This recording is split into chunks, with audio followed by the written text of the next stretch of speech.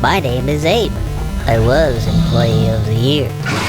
Now I'm dead meat. Pull a gun on me again and you're dead meat. Dead meat! You might actually beat me. You really think so? Hell no! You're dead meat. Welcome to the Kill Count, where we tally out the victims in all our favorite horror video games, and show you how they were made. I'm Zoran, press Z to kill Gavoyich, and today we're looking at a retro 80s slasher kill simulator called the Happyhills Homicide, released in 2022. The Happyhills Homicide puts you behind the smile of Pale Grin, a clown mask killer in the vein of Michael Myers, Art the Clown, and this dude from Cabin in the Woods. Seriously, this clown does not get enough credit, man. He is creepy as hell. The game is presented in a retro 16-bit side-scroller style, with each level designed around simple puzzle solving in order to execute a super creative kill. It's like Maniac Mansion, with the emphasis on the maniac. Happyhills was made with no budget over the course of 2 years by indie developer Copperbolt Games, which turns out is just one man from the Netherlands, Daniel Weldink, and he's almost as elusive as Robert Denby, since he doesn't seem to exist on the internet at all. But I can definitely verify his realness. After taking months to track him down, I was able to procure an interview, where I respected his wish to preserve his anonymity, keeping his face obscured. And it's this interview I'll be using for the behind-the-scenes scoop on Happyhills, the full version of which is available on Dead Meat Presents, which I'm slowly taking over without James's knowledge. Hey, Zoran, are you plotting in there? No! Shut up! You're plotting! The game was originally released in November 2022 on GameJolt, a social media community designed to help indie developers publish and find an audience for their games. Happyhills was then re-released on Steam on November 7th, 2024. For free! For free! Yes, obscure John Lithgow reference. For free. Which is insane because this is a beautiful, hilarious, gory, fun, and perfect love letter to 80s slashers that I can safely say is one of my favorite games I played this year. In fact, it was the first full game I live streamed over on the Dead Meat Patreon. It's just, I feel bad, they're just asleep there. I don't even get that moment of terror, really. Well, I guess when they wake up and the nail gun goes into his head. Pinhead. And I'll also be playing future Kill Count games like Alien Isolation. This might not be the best time to save, I realize. I feel like he's directly next to me. Yep, wasn't the best time to save. So if you want to get in on the fun, sign up for the $5 tier, or just enjoy the pixelated magic that is the Happyhills Homicide. Will our time in Happyhills yield a bunch of happy kills? Let's find out and get to them. The game begins with a tape title, which is how the game separates each level. The year is 1983, and we take control of Pale Grin as he strolls through our only tutorial written on a wall. I don't like making tutorials, so I just want to subtly implement them into the first level. With no devils to dance with in the pale moonlight, we joel our way into a nice little apartment. In the kitchen, we admire what looks like a quintessential silhouette of the orca ship from Jaws. Am I right, Daniel? Not intentional, no. Great, all right, I'm reading too much into this stuff. We grab a knife and find our first victim, who asks us to press Z to kill. Okay! Boop. It causes us to stab Jimmy Neutron's dad the correct amount of times to initiate a title card. Joy is sparked over on Lampkin Lane, a nod to Michael Myers, whose closet Pale Grin raided. We then need to search a gnome to find a key for a locked gate. Okay, David, I'm just gonna use the back of my hand when I reach any sensitive areas. We snag the keys and open the door without our hands somehow. Oh, this Lampkin Lane map is really weighted towards killers. We then climb a trellis into an apartment. We see a woman relaxing in a bath, and we do our slasher due diligence to stare at the unaware woman creepily. 1 hippopotamus, 2 hippopotamus. All right, that's good. We then go in search of a murder weapon and find a boombox. And we know we're on the right track when the music changes. Before intensifying even more with the kill prompt. Who am I to say no to musical cues? So we kill the Cucumber Queen, hoping that there aren't any Tiffany dolls for her soul to ade due into.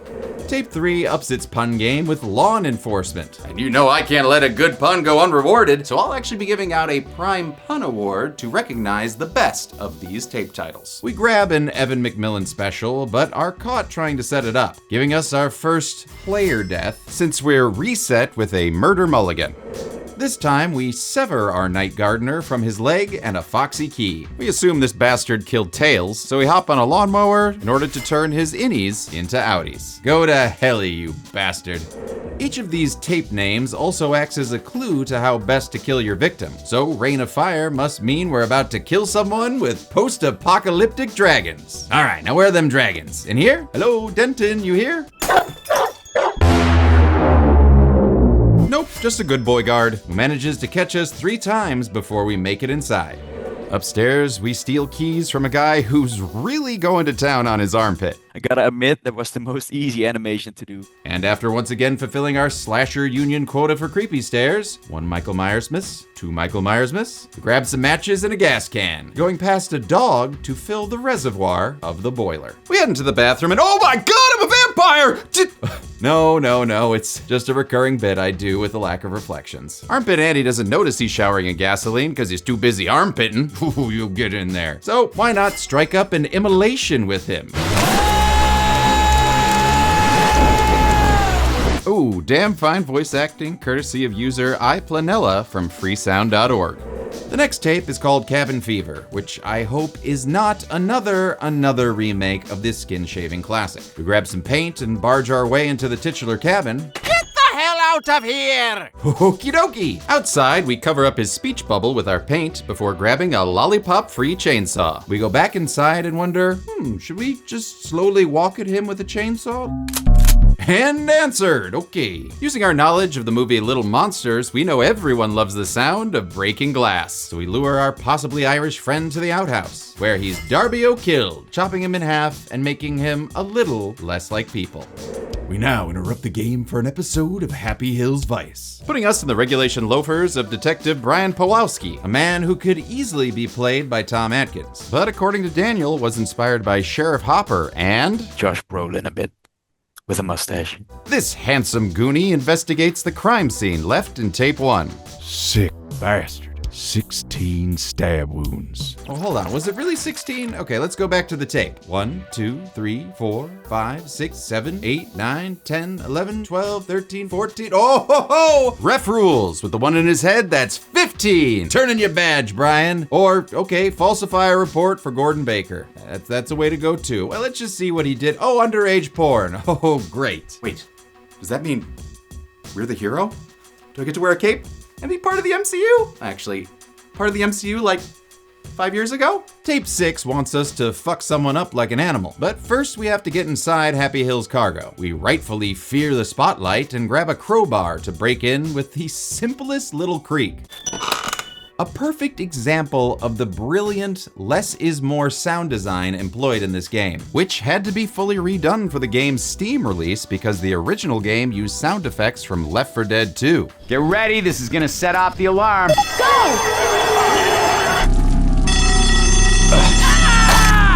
Valve is the creator of Left 4 Dead 2. I don't think they would have liked it. So he replaced everything with effects from freesound.org and made sure to acknowledge all the sound effect makers in the credits. Now that's a classy guy. Gilgrin wants to share how he got these scars, but everyone's asleep, so we just turn off the alarms, which lead us to a nail gun, which then leads us to a kill graphic, as we give this night watchman a makeover by doing his nails. Why does that look so familiar? Our next tape is more good advice than pun. We're in the Happyhills Hawks locker room with another armpit aficionado. Dirty armpits everywhere. Yeah. And this guy does not care about the masked clown staring at him naked. Is this like your kink? That's cool. All right, well, best we get to killing before Jesse from Nightmare 2 gets here. Oh, look, someone else. Hey, buddy, do you... Fuck off! No mascots! How rude. And we can't get past him without a disguise, so we just dress like a killer from pregame. Oh, right. Whatever happened to that movie? Hey, hon, do you know where I put the script for pregame? Our Ray and Brenda foreplay outfit gets us past the mascot hater. And I, for one, am glad because, oh God, vampire football player! Nope. I'm just being an idiot again. Anyway, we grab some soap, but this isn't a chronojon, so we can't flush it back in time to Hoagie. Guess we'll just ignore this tape's title by dropping the soap, prepping a bench, and hitting the fire alarm. The ensuing panic causes our balls hawk to slip and, knock out all his teeth. Oh, he must be dead. No, he's still alive. Looks like we're gonna have to bench him permanently. Oh, that was amazing. All right, let's get to the next kill and... Oh, wow! Oh, the mascot hater's here to avenge his teammate. Or lover. I mean, I do not know their story. However, I do know that it ends with us headbutting him to death. Yes, never was a story of more woe than that of our poor and naked jockeys.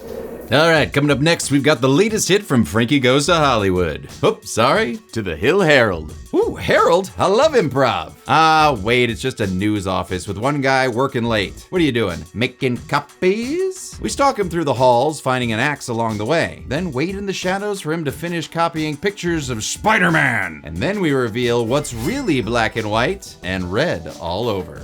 We're now at a generic haunted house filled with 2 hot girls and some sentry victims. Behind the building, Ghostface is taking a break from his IMDb killing and tells us to go to work. Inside, it must be Easter since we see eggs for Jason and Michael as well. And what's this? A cheeseburger, cheeseburger, cheeseburger! Just kinda sitting on a desk. I can has? No, I cannot, because it's not an interactable object. In fact, these cheeseburgers were not purposely placed in the background, as Happyhills was designed in Game Maker's Studio, a game building software developed by Yo-Yo Games designed to create 2D games quickly and easily. The cheeseburger was just one of multiple background sprites that Daniel designed. Game Maker then randomly selected the sprites to create custom backgrounds. Sometimes it was a coffee mug, and other times a bottle of whiskey or something. We clock in for some murder, and the text god in the sky tells us to stop the tracks. Okay, we'll just...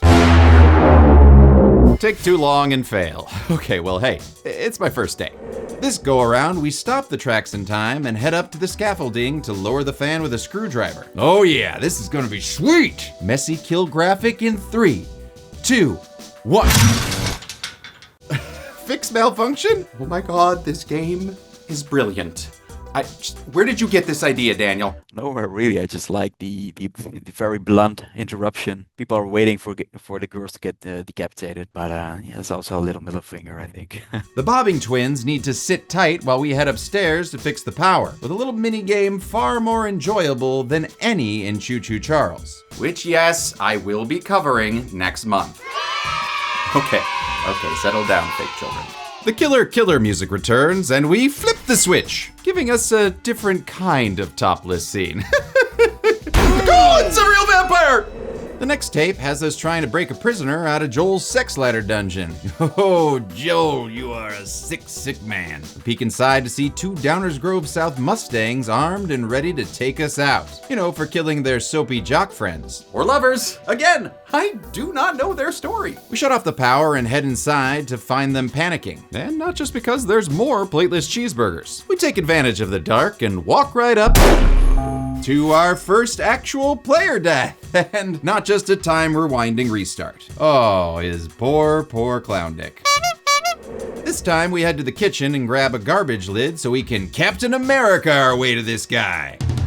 America! Captain! Putting a bullet right through his face. Oh man, who are you, Abby Anderson? What's this? That's enough Last of Us references. Ain't that a pile of ish? We find the other bro upstairs in the dark and snatch the shed keys before walking back downstairs to our dead friend. I always loved you. Well, that's not true. I barely knew you. We free the ladder and use it to climb into the machete storage attic. Which, honestly, I thought was silly, but Zoe from our Patreon live stream pointed out that many people survived Hurricane Katrina because they actually had hatchets and machetes in their attics that allowed them to escape their flooding homes. Thanks, Zoe! We then head outside to the roof, where we stab through the poor construction to deconstruct our sports ball player. Well, maybe he can still play. Nope, there go his legs. We now return to Happy Hills Vice, already in progress. Donut cops are out front of the Rain of Fire victim's house. Inside, we find a ripped piece of Palegrin's jumpsuit. And after taking a moment to cry, because I'm pretty sure this detective's wife left him at some point, we find another message. I am Retribution, next to the charred remains of Hank Wallace, who is convicted for drunk driving and arson. Isn't that ironic, don't you think? It's like Detective Brian's marker felt notes reveal that he has near instantaneous DNA matching abilities and thinks our killer might be a vigilante. Oh, it looks like I got a new recruit for you, Knuckle Duster. We then arrive at Camp Pixel Lake to do a little subterfuging submersion. I wonder if we could actually drown. Yes, we can. With the saddest little groan. I love it. This time we boil our way past a fisherman to find a murder weapon. A harpoon? Don't mind if I doobly-doo. And then sneak back over like a solid sea snake before making this fisherman's head go pop by jiggly jamming our harpoon into him. Whoa, definitely putting the gore in Gordon's. Next stop is the misnamed Motel California, since it's actually the world-famous Bates Motel. Wonder if Anthony Perkins is working. Or crap. Vince Vaughn. In the main office, we find keys and even more burgers just sitting on a desk. Norman, put those steamed hams on a plate, damn it! Never, mother! Never! Do you love hamburgers but hate the mess that comes with opening overly complicated packaging? Then come on down to Happyhills Hammies, where packaging is a thing of the past. And it's better for the environment. You'd think so, but no! Because our burgers are 100% non-biodegradable, so you can use them as background decoration and they'll never rot. Should I be eating this? No! Come on down to Happyhills Hammies, where we think outside the box. Located across the street from Happyhills Hammies, the hammock store that trademarked the name before us, making us have to use 3M. Seriously, fuck you, Gary, for doing that. The keys get us into Samara's room, and then another one with a coat hanger. I'm gonna avoid any really inappropriate political jokes. Instead, we shut off a car alarm and, whoa, wait, who set that off? Is there another killer out here? No, it's just me. The light then goes off in room 13, so we go in to find a woman dreaming about me, Zoran. We then do our mandated unaware stare, one Hannibalpotamus, two Hannibalpotamus, before stabbing her just so casually in the eye, again and again, and again and again and again. Well, at least her eye won't be getting any wrinkles now. Tape 13 puts us outside what looks like the diner from Jason Goes to Hell. I wonder if they're open. We're closed! Get out! But I want one of those Jason burgers. Please? All I've got are these Happyhills Hammies and they killed my wife. We hide in a nearby cart and slowly make our way to the back. But not slow enough, as we're caught by a terrified cook, not once, but twice. Next time, we sneak our cart ever so slowly. Oh, don't worry, we're not a ghost cart. We're just a killer clown, and all we want to do is kill ya! We slam Dexter Jetster's face into the grill repeatedly before finishing him off with some hot coffee. Ah, great, now he's gonna be awake all night in his grave. Well, looks like it's allergy season, as we're now a clown in a hayfield. Find a bear trap and immediately get our balls bucknered. Going again, we head the other way to find a man guarding a rake from some raccoons. Yoink! Oh man, seriously dude, you had one job. We go back into the field. 2 bits! Oh, my 2 bits! We use the rake to disarm the traps and make it past an Easter egg that Daniel is surprised no one noticed. The scarecrow in the wheat field was Jeepers Creepers. Which I did recognize later, but not at first. Are you, Pearl's boyfriend? We quickly move past the character that will never be covered on the kill count for good reason, and make it to the Hey 2000 and a pitchfork. Oh, pitchfork, maybe we could start a festival, huh? Get Vampire Weekend to perform? Oh, I said vampire! We hide from the raccoon patrol until we get a case of the crazies, pitchforking him into the Hey 2000, turning Old MacDonald into a bloody bale of body parts. Ew. Day 15 switches things up, leading us to believe we're now the detective, when actually we're the killer tasked with stalking this girl. We do a pretty good job sticking to the shadows, but I'm amazed she can't see us and I had to say something, didn't I? Next time we get a clue and grab a pipe from the trash servitory to use on Miss Scarlet's shirt. And I absolutely love the slow walk towards her as the killer music plays. Plot twist! Detective Brian is here to save the day. You're under arrest! I will only warn you once. I am death.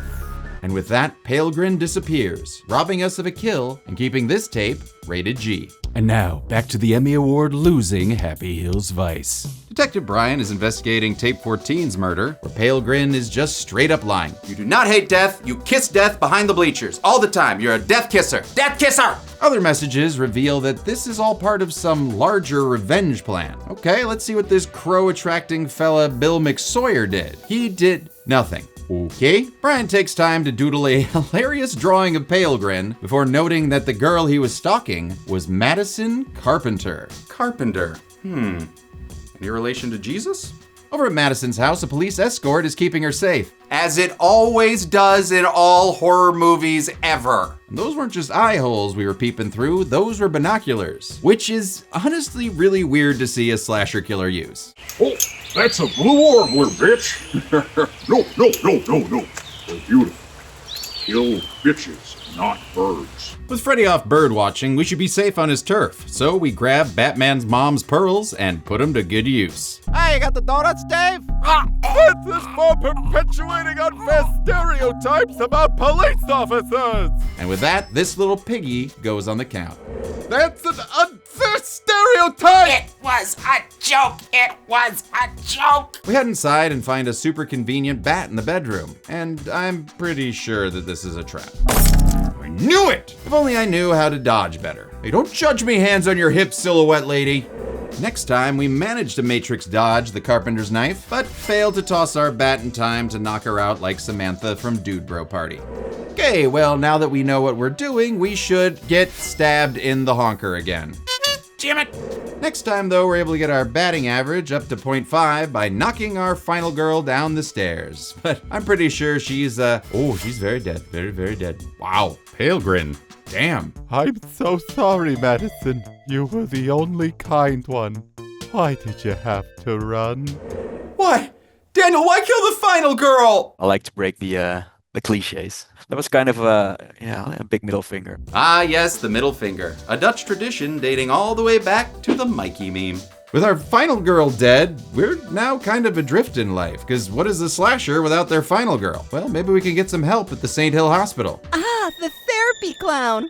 Welcome. I'm not a therapy clown. I'm a clown that needs therapy. Wait, the text god in the sky wants us to kill Dr. Hawkins. Ha-ha! Purpose again! Well, best see where he's working today. Oh, hello, other clown, don't mind me. A clipboard reveals the hospital employs all kinds of horror icons, from Mama's boy Jason to special effects guru Tony Gardner, who worked on Freaked. And from this clipboard, we can also see that Dr. Hawkins is up to some stranger things in surgery. On the way, we easily pass a cop and remove a wanted poster from a bathroom that smells like the poop of 100 maniacs. We find Dr. Hawkins in the hall alongside an achievement for removing all our wanted posters. We can't get into surgery unless we look the part, so it's time for the Master of Disguise to return.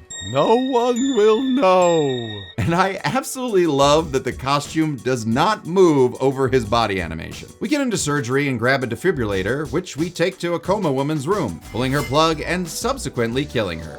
We then hide as Dr. Hawkins casually walks to his coding patient and his own demise. Clear! Yeah! You're going on the count, and your eyes are going on the wall. Ooh, awesome.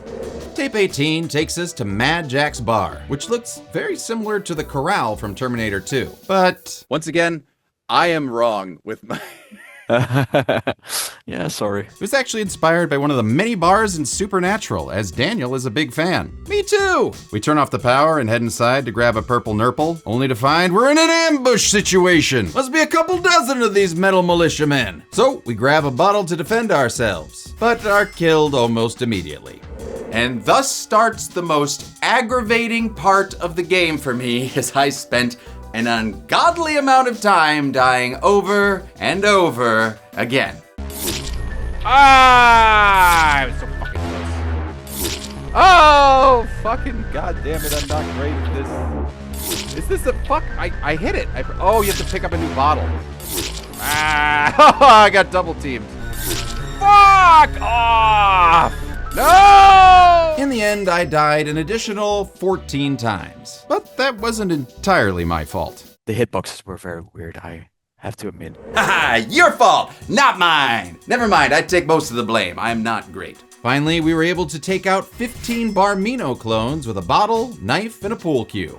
Our Tom Savini-esque bar owner runs off, but we manage to corner him with a crossbow and have ourselves a little therapy session. Take out my rage. This is how many times I died. An arrow for every time I died. Jesus Christ.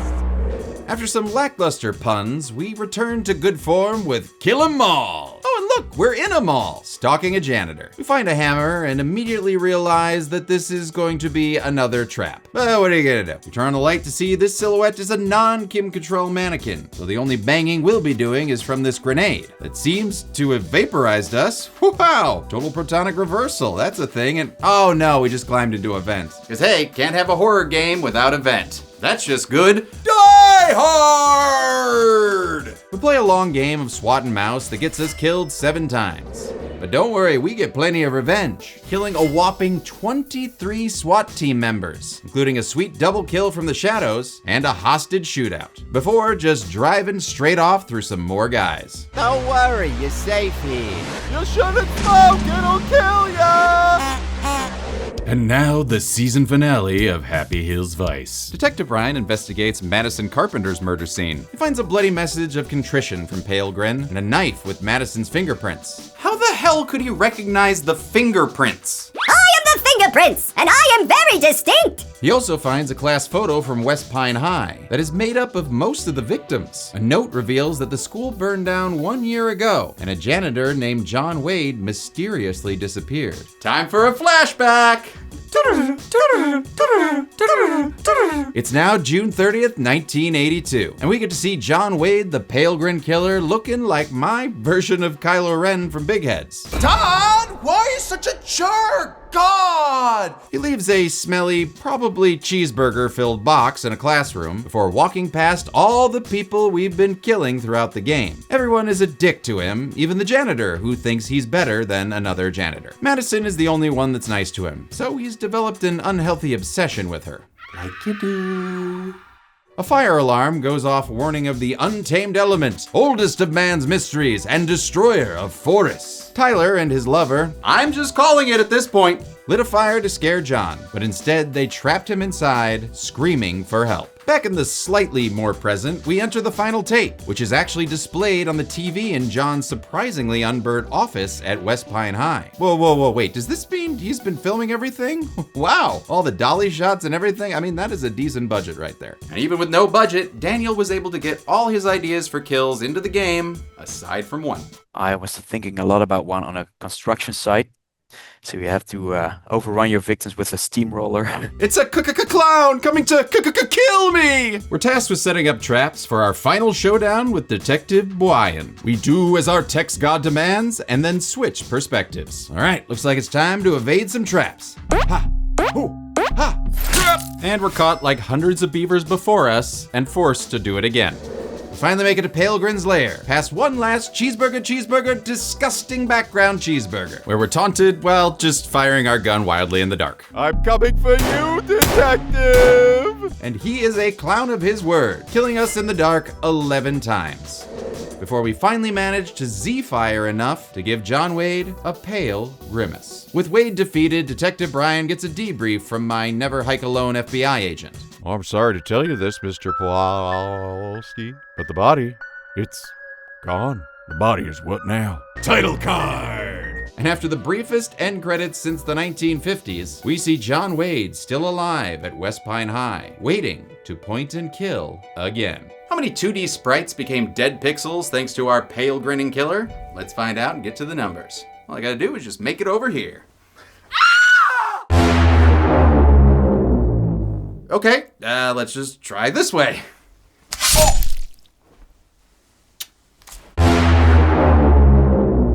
Maybe I just don't do anything this time.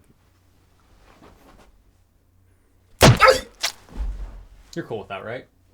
Yeah, I mean, if it's gonna go on the 500 kill count.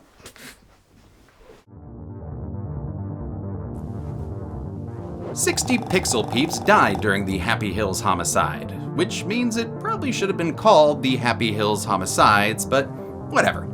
As for gender, that included 54 males and only 6 females, which means we can slam this manana cream pie directly into Pale Grin's clowny face. There are no branching choices in this game, so no most and least kills chart this time. But as for player deaths, we died/tried again 49 times. Almost as much as we killed in this game. So with a total playtime of 1 hour and 38 minutes, most of which was spent dying in a bar, that gave us a player death on average every 2 minutes and a kill on average every 1.63 minutes.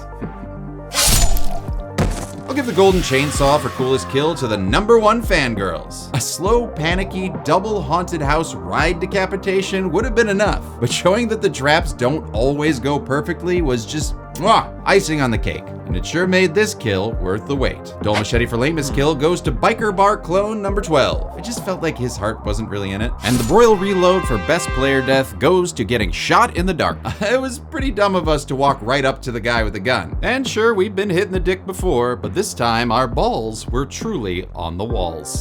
And finally, the Prime Pun Award for Best Tape Title goes to Lawn Enforcement. There were so many good ones in there, but this one's momentum truly kicked grass. And that's it. The Happyhills Homicide came out in 2022 and is one of the greatest games I have ever played. Also, it was made by one man, and it is free. There is no downside here, people. Go play. Go play. It was followed by a $3 sequel in 2025 called the Happyhills Homicide 2 Out for Blood, and you better believe I'm gonna be kill counting that sucker. But until then, I'm a man who once lost his Monkey Island Dial-A-Pirate copy protection wheel, and this has been the Kill Count. On the next Kill Count. Attention all shoppers. Today's special is an 80s slasher that takes place inside a grocery store. I'm just crazy about this store.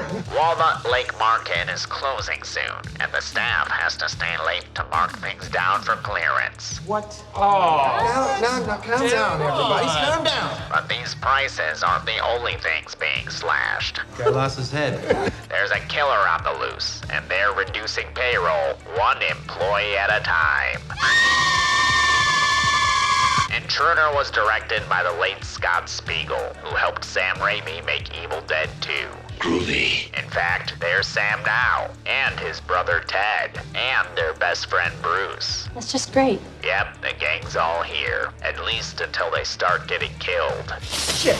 Hate when that happens. And speaking of kills, these are brutal. They got bodies all over the place. And make great use of the grocery store setting. In fact, we've got a special running for this kill count. All the gore you could ask for. You're sick! That's right. This one's being released uncensored and unblurred. Yeah, that would be great. So this week, take stock and watch Intruder. Then on Friday, you don't need cash or card to check out the uncensored kill count. Only on Dead Meat. Oh my god, we're gonna get in so much trouble. Intruder can currently be watched on the pictured streaming platforms. Dead Meat always recommends you watch the movie for yourself before its kill count. It's the only way to have your own properly informed opinion. Kill counts are never meant to replace the experience of watching a film. Hello everybody, we did it! We made another episode of this. I love this game. I love this game so much. Did you play this game? Did you play this game? Now that I know it's free, I'll get it. Go get the game. Go get the game. Anyway, I wanted to thank, most of all, Daniel Welding created this game all by himself. He said, I want to be a game developer, and he did it. So if that's something that you want to do, you should just take some inspiration from him and do it. And a big thank you to Ryan Ward of Little Shop of Gore for hand painting this Palegrin mask, which is actually an Uncle Fester mask. We are now in Spooky Month here at Dead Meat. Anything that we need to highlight, friends? Keep an eye on the channel. There's gonna be a lot of stuff coming out, a lot of kill counts. Well, that's obvious. Every year it's a lot of stuff comes out. As always, check out live streams, video games on Thursdays, every Thursday over on Dead Meat Presents. Yes, it's still a thing. Thank you to Burgers for sponsoring this. Burgers everywhere on the set. Burgers. Be good, schlipples. Be good, pimples. Be good human beings for the love of God. This world makes me very... Be good people.